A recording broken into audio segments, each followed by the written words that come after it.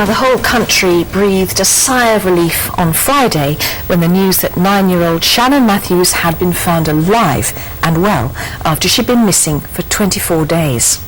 On the 19th of February, Karen Matthews dialed 999. Police emergency. Hiya, I'm at the top daughter is missing, please. Right, how old is she?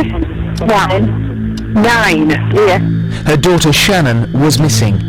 Sharon had last been seen when she left her junior school in Dewsbury, West Yorkshire at 3:10 that day. Police launched a massive search involving 200 officers. 200 local volunteers also joined in the search. Her mother Karen made an emotional appeal for her return. Come on, Shannon, if you're out there, come home. If anybody's got my daughter, my beautiful princess daughter, please bring her home safe. The hunt for Shannon became West Yorkshire Police's largest operation since the hunt for the Yorkshire Ripper. On Friday, 24 days after her disappearance, Shannon was found alive just a mile away from her home. Police smashed their way into the house and found Shannon hidden in the base of a divan bed. A 39-year-old man has been arrested on suspicion of abduction.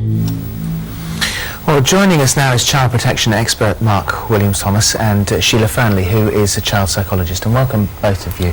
And thank goodness we are having this conversation under these circumstances. We watched on Friday and open-mouthed at the news that she'd been found and she was alive and well. And there's a lot of this story we can't discuss because it's an ongoing case, but we'll pick our way through here. How do you think, Sheila, she will be feeling now?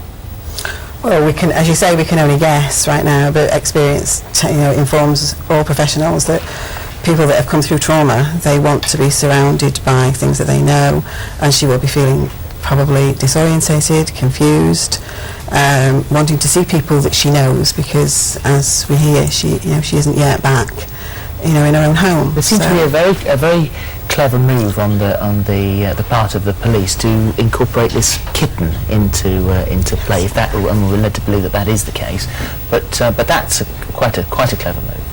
Well, I don't know if it's a clever move, but she is a little 9-year-old girl, and one has to believe that whatever she has been through, she wants to do things that a 9-year-old would do. And watching the TV, watching DVDs, if she can't be in her own home, then most children would stroke a kitten and want to be to take care of something perhaps that's a little more fragile than they are right now. Yeah. And also something of her own, because she's not with her family, as we know, but we don't quite know where she is, or has it been publicly discussed. Can you give us a clue as to, they say, in safe police custody, but what does that mean, a foster home, or?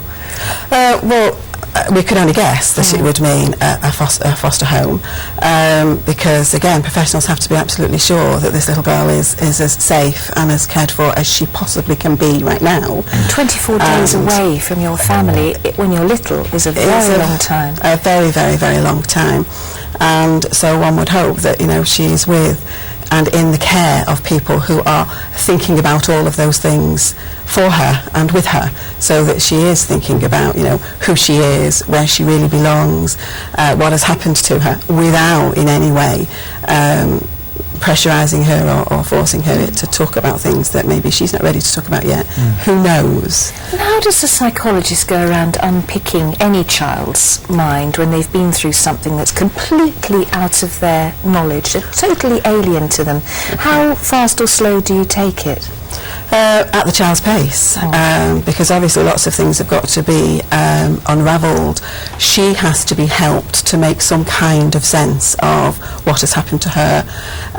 You also start with the big picture. One would hope that what kind of little girl is she? What was she doing before she was abducted? How was she? What's her state of mind? How was she feeling about things? What was she up to? You would be looking at the whole girl, not just what has happened to her in the last 24 days, and then trying to find some connected sense that communicates with her, that everybody wants to help her, listen to her, and find out for her how she can make sense. Well, it's difficult to speculate because of course we don't know the circumstances of those 24 days, and how she was kept. There are some reports in the newspapers today that she didn't even know that she might have been abducted. So all of that, the police